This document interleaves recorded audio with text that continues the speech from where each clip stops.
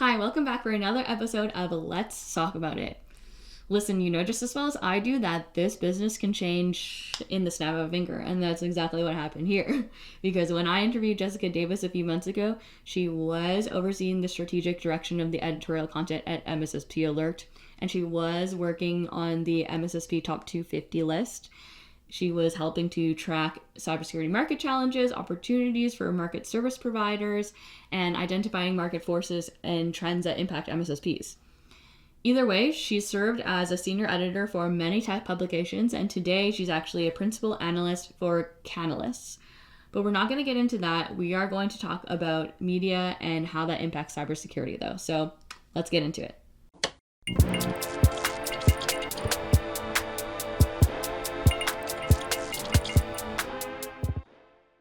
So Jessica, welcome to the show. Thank you so much for coming. Thank you so much for having me, Amy. I really appreciate it. It's exciting to be here.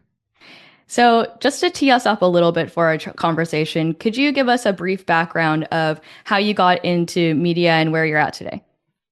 Oh boy, we're not going to say how long ago it was, but it was a long time ago. How did I get into media? So I got into tech B2B media, and here's an interesting story that most people don't know about me, is I met my husband on America Online back in the 1990s, before anyone had heard of the internet. Oh, And wow. he lived in San Jose, California, and I lived in Philadelphia.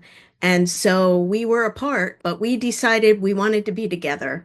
So I moved out to San Jose, California, and got my first job in tech media at InfoWorld, which was a great experience. I worked with a bunch of really amazing people. This was in the late 1990s, and it was a blast working there. Yeah, it was a ton of fun. Loved the San Francisco Bay Area. Yeah. Wow. Okay. Was that the first instance of online dating? A lot of people said that, and people said to me back then, "Oh, you need to write that story, because we haven't heard of that happening ever before." Because there weren't any dating apps or anything like that before. And but I never did it because my boss at the time told me, "No, if you do it, if you write about it, that's going to jinx it, and you're going to end up getting divorced." So I never did. Fair enough. We don't Still want to jinx married, that. too. Still Yeah. married. Yeah. Oh, that's great. I love that so Yeah. much. And then, so you foray into working with MSSPs and being the editorial director of MSSP Alert.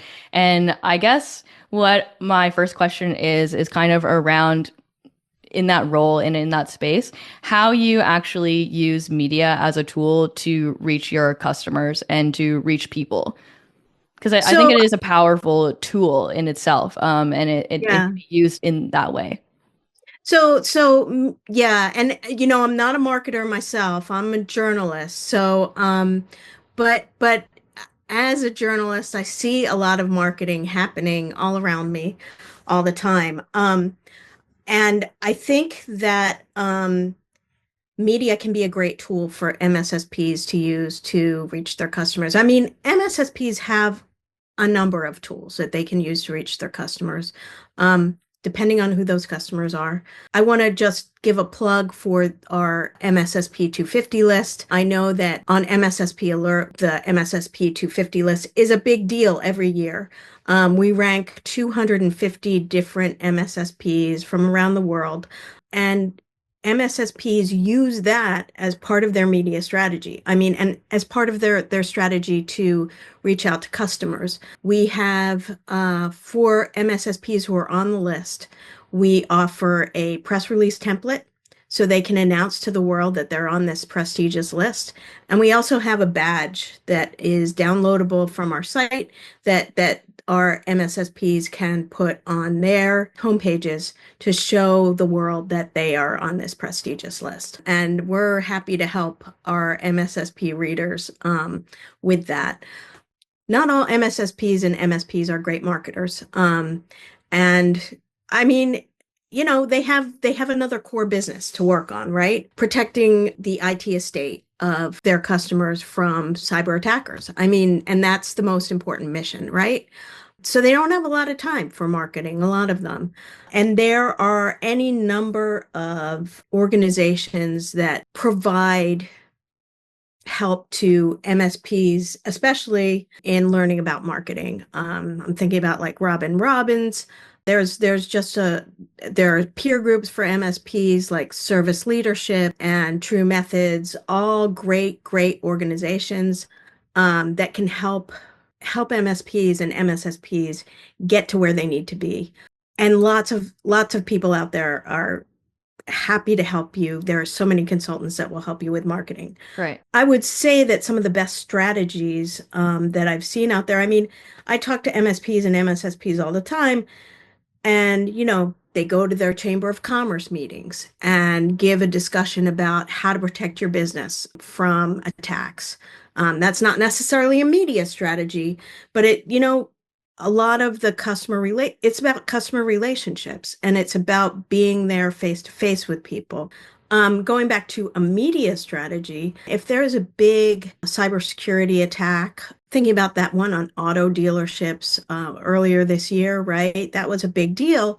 I'm sure the local media in every market was looking for a cybersecurity expert locally who they could talk to about how do we protect these businesses? How can these businesses protect themselves? So if you pitch yourself and create a relationship with a journalist so that they call you when there's an attack, you can position yourself as an expert in cybersecurity services, in cybersecurity, in protecting these small businesses or large businesses, and people are going to remember that. Right. Okay, there's a couple of really important P words that I've heard you say: prestigious and positioning. And I think that's a Okay. really big part of media. And you can correct me if I'm wrong, but I think part of media and part of strategy and why people use media is to position themselves in a more prestigious lighting or to have people to view them as the expert, as you say. And I think that's a really important piece because when people are viewing you as the expert, they're probably going to be trusting your product more, trusting your output or whatever you're selling more. And that's a great avenue to gain new customers and to gain new business. And like you said, with the MSSP top 250 list, something like that is also another great avenue for businesses to get that recognition, to get that prestige level so that they can be positioning themselves as experts. And Yeah, I think that maybe is the point of having a media strategy. Is that right? I would totally agree with that. I mean, you're creating people don't know about you unless you're visible. And uh appearing on media, appearing on social media too is a way to do that. Yeah. Yeah. And so let's talk then a little bit more about the strategy actually that is involved with that and the how to appear. And you said a few things like getting in touch with an expert, positioning yourself as the subject matter expert for cybersecurity or whatever you want to pigeonhole yourself into. But what exactly, I suppose, or how exactly should people be communicating with media experts or with these journalists in an effective way? Yeah, it's tricky because I can tell you I look at my inbox now and there's so many emails and I cannot read them all.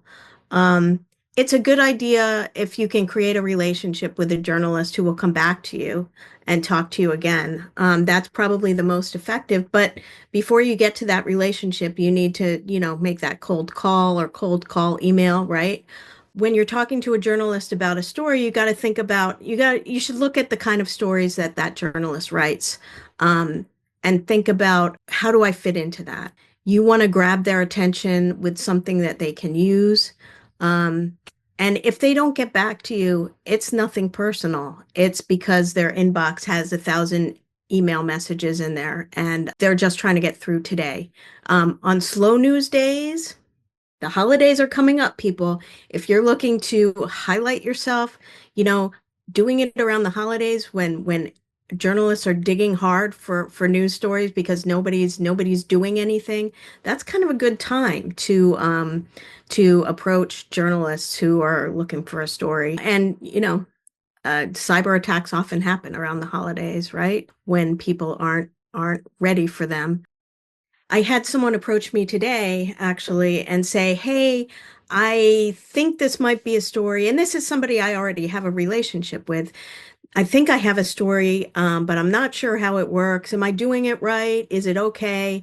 And I was happy to jump on the phone with her and talk her through exactly how I would see that story and the things I would need to do and the things I would include and the things I probably wouldn't include. And it's important to keep in mind that the journalist's product is the story that they're writing for the audience. And it's not necessarily the thing that the 5 paragraphs that you think should be the story, and that you sent over. The story is going to have a lot of different components in it. But if you are presented as an expert in that story, that should be your goal. Right. Yeah. Media, I think, can sometimes also get confused with marketing in that it's not supposed to be like overly heavily promotional on like your latest product launch. I mean, I guess it can be if you're doing a press release on something, but most times media is not press releases per se. So having some kind of story or billing yourself as, again, the expert, I think is an important piece of Yeah. that. Yeah. There's confusion about, press releases. If I send you a press release, are you going to run the press release the way it is? And the answer is no. Uh, Media doesn't do that generally. Mm. I mean, there may be some sites that have an area for just plain old press releases that just run them like that. But if you want the media to write a story about you, it's not it they may take pieces of your press release, they may use your press release for inspiration, or, if you're announcing something with your press release, they may use that announcement, but they're going to want to put their own touch on it. They're going to want to talk to people about it, and their boss is going to give them a hard time if they don't do that. So, uh, be kind. Yeah. Right. I have a question about approaching media or I guess reaching out to media outlets. And as a business owner or as a business person, obviously there are varying sizes of media outlets, right? Like I'm not going to just shoot for Forbes right away if I'm a small business. So, I guess what are your thoughts or how can people approach this in terms of finding the right media outlet for them? Okay, finding the right media outlet. I mean, it depends on what your goals are, right? So, who is your customer? What is your customer reading? Think about that. If you are going for Forbes and looking to approach a writer at Forbes, is that writer going to be writing a story for your local MSSP audience? I don't know. I don't know the answer to that. I think the best approach is to look at the bylines in the stories. I know that, I mean, I don't always read the bylines in the stories either, and that's my name on there. I mean, I'm interested in reading the content, right? If you want to have a journalist consider your story, think about who those journalists are. You can usually click on that person's byline, and you'll see a list of stories that they've written since they've been working at that site. So you can see the kind of content that they're interested in. You can see what they're looking for. You can see if it's a fit for you, right? And then find one who is a fit for you and then reach out to them. I highly don't recommend spraying and praying with this. It's better to target your queries to the journalists. It's better to think about what kind of stories they're looking for. Just because they wrote about AI once doesn't mean that they're interested in writing about this other AI story. Look for a theme in what they write. Most journalists have beat areas. Maybe they cover AI all the time, but maybe they cover finance and they just wrote a story about AI and finance that one time. So look for journalists who are writing about cybersecurity, about small business, about enterprise businesses. Look for the journalists who are writing about the issues that your customers care about and target Right. them. Right. And now let's say I find a journalist that I think is an ideal fit for me. And maybe it's an AI journalist, which as we all know, that has got to be very convoluted at the moment with a lot of people reaching out to these AI journalists about covering all kinds of stories.